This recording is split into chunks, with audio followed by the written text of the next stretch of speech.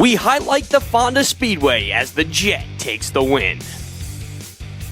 Broderson picks up the 9th Annual Hondo Classic. We take the white flag with a local up-and-coming Empire Super Sprint driver. Tommy, Bob, are you serious? Focus on the racing, not each other. Race Pro Weekly goes green.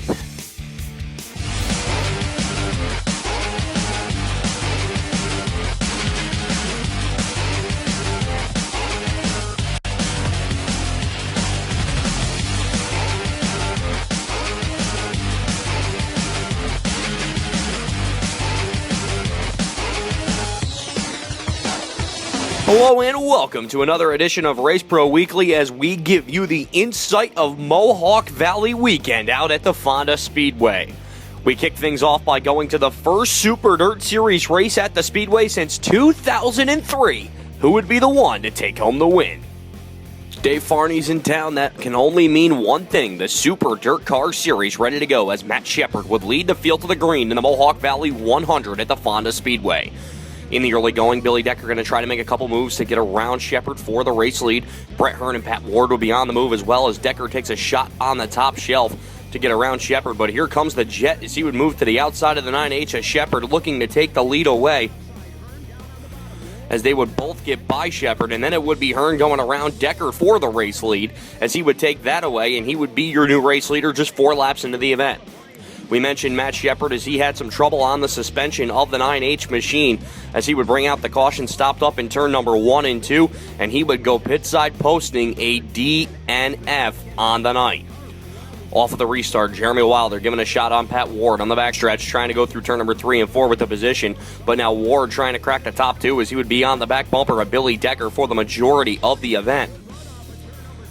The 3 gypsum cars running right together as Ward would tag the wall, and that would allow Larry White to get by him, moving into the number 3 spot, and then he would get hung up behind a little bit of lap traffic, and that would allow Danny Varon to come in on the inside lane and look to take that spot away as well, but Ward would get it right back. Danny Varon would continue to fight in that T-Rex Express machine as he would go to the inside of Pat Ward, and he would get that number 3 spot away as Darwin Green would go around. That would bring out the caution on the backstretch up in turn number 2. Off the restart, Bobby Varon looking to crack into the top 5 and get by the Gypsum Express car number 42P of Pat Ward, but this was all behind the Jet as Brett Hearn picks up a big win on the series. Brett Hearn picks up the feature event victory. Billy Decker would finish in the number 2 spot. The 93 of Danny Varon, Bobby Varon would come home 4th, and Pat Ward would round out your top 5. The 9th Annual Hondo Classic at the Fonda Speedway would get started with Rob Yetman as your race leader in the early going in the Milo Campbell-owned car number 143. Dennis Joslin and cousin Luke Horning running side by side here in the early going in this event. Kenny Martin looking to make his way up through the field as he would get past a couple cars on the inside, looking to crack the top 3 in the early going. Pete Broderson would be on the move as well, along with Chucky Dumbluski and Nick Stone as they would run in a pack down the back stretch, trying to gain position and run down the 143 machine here in the early going. Cars would continue to run as you see Frank Twing and there along with Byron Westcott and Mark Sullivan as well, making a great move down the back straightaway to get a few spots. Now it would be Joslin and Broderson right on the back bumper of Rob Yetman as cars would go around in turn number 4, setting out a caution, and as Jim King said, that was a parking lot in corner number 4, a lot of cars involved. Then off of the restart, Pete Broderson would get the move he needed as he would move to the outside, but at the same time, Rob Yetman would have trouble on the 143 machine as something went amiss. Off of that restart, Kenny Martin would push to the inside of Nick Stone, looking to take the number 2 spot away. He would slide up in front of him off of turn number 4, and he would be into the number 2 spot, now trying to run down Pete Broderson. Stone would not go away, however, as he would be on the back bumper once again. He'd move to the inside lane, trying to take that spot away. Now Dean Charbonneau would get into the mix as he would move to the outside, trying to take the number 2 spot away from the 93 of Martin. However, this was all behind Pete Broderson as he would take the win in the Hondo Classic. Pete Broderson, your feature event winner in that one. Coming in second was the 93 of Kenny Martin. Third, the 27N of Nick Stone. Fourth, Dean Charbonneau. And rounding out your top 5, the 87 of Walt Brownell. Jared Fink coming down the front straightaway in early ESS action, and he would go up and over and up and over and up as a lot of parts coming off of that car. They would get that thing back on whatever was left of the wheels, but it would be a tough end of the night for him. In the A-Main, which was the finale for the Empire Super Sprints, as many drivers trying to take home the last victory. Hey, Stuart Friesen and Jessica Zemkin together. Haven't seen that before or anything. Jeff Cook in the early going, trying to make his way up through the field as Tommy Wickham would be the early race leader in this feature event. Parker Evans would get a little bit too high, almost kissed the wall up at turn number 4, but he'd keep it going. Car would slow in turn number 3 and 4. That's the promoter, Matt DiLorenzo, in sprint car action. That would end his night as he would come to a stop. Off of the restart, the fireball, Steve Poirier would go to the race lead, getting by Wickham for the spot as Jessica Zemkin looking to make a move on the outside lane of the 10. Cook to take that spot, and Corey Sparks will be on the move in the number 7S as well as they come off of turn number 3 and 4. However, this would be behind Poirier as Friesen trying to go to work on Wickham to take the number 2 spot away down the back straightaway. Caution will come out for the 1Z of Zemkin as she would get carried off on the hook. And then off of the restart, you'd see Friesen slide in front of Wickham for that number 2 spot as they headed down the back straightaway. Fireball Poirier once again with the race lead. But now a lot of cars trying to make their way back up into the top 5 in the closing stages. But it would be Poirier taking home the final victory of the season. Steve Poirier picks up the win. Stuart Friesen will come home second. Jeff Cook third. Larry White fourth. And rounding out your top 5 would be Danny Varon. What makes the Outlaw 200 at Fulton Speedway one of dirt modified racing's great races? It's the 29 years of tradition. It's the action, the drivers, and the fans. It's the drama of short track racing. It's the Sunoco Fulton Ethanol Facility 200, presented by SUNY Canton. Friday and Saturday, October 3rd and 4th. Order your seats now. FultonSpeedway.com. Experience the Outlaw 200 for yourself. Not just Dirt Week, the Napa Auto Parts Super Dirt Week. Racing's biggest party is coming, October 8th through 12th at the New York State Fairgrounds. Friday night, racing under the lights. Saturday, the Silver Crown Series takes on the Moody Mile. Sunday's 200-lap Super Dirt Car Big Block Modifieds. 5 days, over 100 race cars, thousands of laps. Get your tickets and event information now at SuperDirtWeekOnline.com. This is one party you won't want to miss. Napa Auto Parts Super Dirt Week, October 8th through 12th. There's only one Super Dirt Week.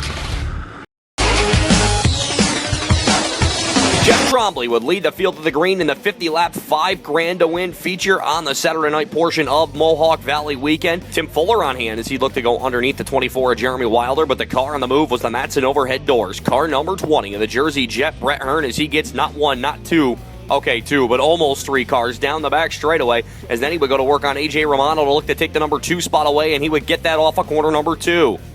Caution will come out for the 10 of Billy Van Inwagen off of turn number 4, and that would bunch him back up, and Brett Hearn would take off like a jet, pun intended, off of turn number 4, and he would be your new race leader in this one. Lightning Larry White trying to go underneath Trombley for the number 2 spot down the back straightaway. Couldn't get him just at that moment, as cars would be on the move, including the 91 of Billy Decker as he comes off of turn number 2. But now, meanwhile, the 99 of Larry White going to push to the outside lane, trying to get a run on Brett Hearn as Elmo Reckner right in front of him, and he found the momentum he needed as Lightning going to go right by the Jet down the backstretch as White would be your new race leader. Larry White would have a little bit of lap traffic right in front of him as Jeremy Wilder would slide up into the turn 3 and 4 wall in front of the hot pit as a tire went down on the 24 machine. That would bunch the field back up again with Hearn right on the back bumper. Peter Britton trying to make a move on the outside, tags the wall a little bit as Hearn trying to run down the 99 in the closing stages, but Kid Lightning would get it done as Larry White picks up the win. Larry White would be your feature event winner. Brett Hearn would finish in second, Billy Decker third, A.J. Romano fourth, and Batman Peter Britton fifth. 30-lap Grid Series Sportsman event in the early going would have the 10% of Cody Clark with the early race lead in this one in the Collard machine, as a lot of cars would be on the move in the early going, including the 09 of Connor Cleveland as he would push into the number 2 spot early in the event. Caution will come out on the speedway early. That would bunch up the field as now it would be Connor Cleveland moving around on the outside to get by the 10% machine, and Cody Blue would be on the move in the Greg's Towing and Repair, car number 173 as well. Cars coming through the field, the 76 of David Constantino, along with the 234 of Adam McAuliffe, as caution will come out on the speedway for the 97 of Rocky Warner down the back straightaway as he would have trouble. Meanwhile, a battle for the lead was about to ensue as Cody Blue going to go on the outside of the 09 machine, and he would take that spot away with 12 laps to go in that number 173. Blue would have the race lead now as cars will be on the move. Here comes Brian Pesolano in the 24. Dave Marcachilli and David Constantino looking to make their presence known before this feature event was all said and done. That's Constantino going around Pesolano on the outside lane. He would shift back just a few positions here as we continue to move towards the end of this one. Cody Clark and Connor Cleveland would fight together as now Clark would take the number 2 spot away. Dave Constantino going to get into it as well and try to crack the top 5, but this was all behind Cody Blue as Blue picks up the win. Cody Blue, your feature event winner. Cody Clark would finish in second, Dave Constantino third, Adam McCullough fourth, and Connor Cleveland would round out the top 5. Other winners on Saturday night in the CRSA Sprint Cars, it would be Corey Sparks, and Randy Miller, go figure, would take home the Street Stocks. Held over modified feature from the final night of the season would also be on the card in the Friday night portion, as it would be Jeff Trombley getting by Elmo Reckner down the back straightaway for the race lead in the early going of this feature event. Cars would be on the move, including the 14G of Brian Gleason and the 76 of Alton Palmer as they head down the back straightaway. Trouble would be on your points runner-up in 2014 as Bobby Varon would have issues as he would go to the hot pit. Then off of the restart, Elmo Reckner would slide back in front of the 21J and take that race lead away as Trombley would have to continue to move through the field. The 50J of Bowler trying to make his way up through the field along with the 2RJ of Ronnie Johnson. Here as we head towards the midway point as Reckner would have trouble as he would be stopped in the infield, and that would allow Trombley to reclaim the throne. AJ Romano right to the inside of him, looking to make a move, but couldn't do it. And now Jeremy Wilder makes a great move, going from 4th to 2nd down the back straightaway, but AJ says, I don't think so, and goes right back underneath him to take the spot. Stuart Friesen trying to make his way up as he would be in the mid-pack running with Gleason here as we head towards the closing stages, but this was all behind Jeff Trombley, who picks up a big win at the Fonda Speedway.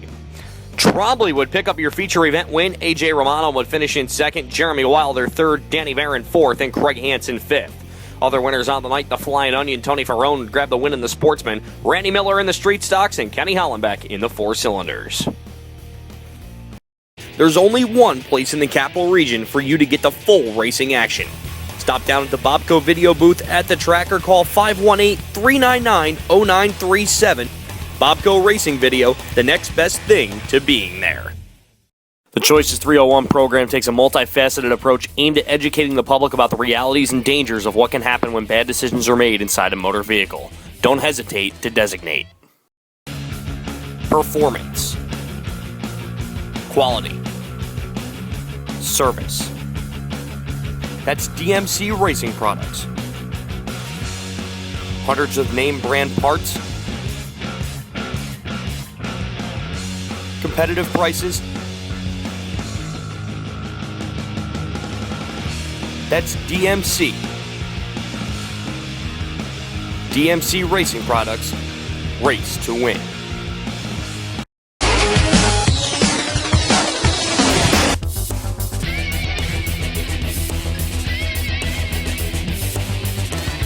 Matt, last night of the season here with the Empire Super Sprints. Describe your season. Our season's been real well. Our expectations coming into the year were if we could run up in the top 5, we'd be happy, and we've been able to do that. I think we got 2 seconds, a win, and 4 or 5 thirds. So doing real well. 4th in points, and we missed a race. So we got a shot at 3rd tonight with a good run. So hopefully we can pull that off. Now, you're from Stephentown, New York. Last time I checked, that's awfully close to Lebanon Valley. What finds you behind the wheel of a sprint car? Yeah, we're only about 10 minutes north of Lebanon Valley. Grew up racing mini sprints over Whip City, Massachusetts, and just kind of stayed with the wings from there on. Grew up, going to Lebanon Valley since I was a year old, watching Tremont and Hearn and all those guys, but just always been drawn to the sprint cars, and so we ended up having to do a lot of traveling. Now, a couple weeks ago, you got a big win at the Utica Rome Speedway in the Kevin Ward Shootout, 13-lap race. What did it mean for you to win that race? It was absolutely amazing. We had Kevin's motor in our car. We had the whole Ward family was there to support me, and so to get the win for those guys and have all of them in victory lane, it was probably the biggest night of my career, and I wouldn't trade any of my wins for that one. Now, looking at the wins, you do have another 13-lap win at the Utica Rome Speedway on a rainout, so you think there's something about lap 13 in Utica Rome with you? I'm kind of hoping maybe they'll cut all the races to 13 laps there next year. Have a shot at all of them then, but Utica's always been good to us. We had a 305 win there, and just always ran real well there. So, just one of those places you caught on too quick. Now, taking a look at your wing, you got Reifenberg Construction on your car. What's it mean to have somebody with a name that's synonymous with racing sponsoring you? Oh, it's great. They gave us their support ever since I started racing. Me and my stepfather both work for the company, and I've just always been around the Reifenbergs. They're a great group, and proud to have them on our car week in, week out. Who else do you need to thank this season for getting you here to the racetrack each week? We got to thank my family, my mom, dad, PJ, Emily, everybody back home that works so hard, and then we're so far away every week, and a lot of them don't get to see us run. TR Race Products, Sykes Enterprise, Slade Shocks, Kaiser Wheels, and of course Reifenberg. They've been behind me my whole career, and I can't thank them enough for everything they do for us. Traveling with the Empire Super Sprints, how tough is it to be on the road and travel the distance you have to?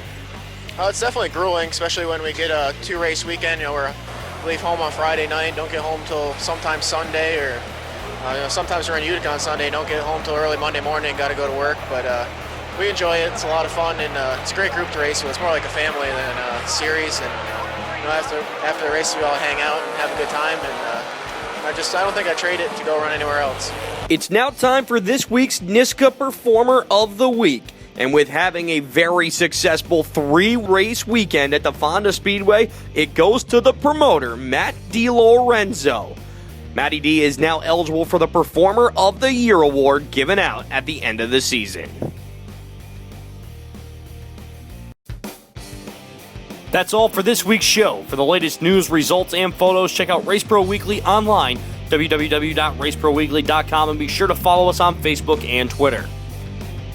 So for myself, Matt Knowles, Fast Eddie, Scott Morlock, Amber Chalmers, Dave Del Sandro, and everyone that helps put Race Pro Weekly together, thank you for watching this week's episode, and we'll see you next time.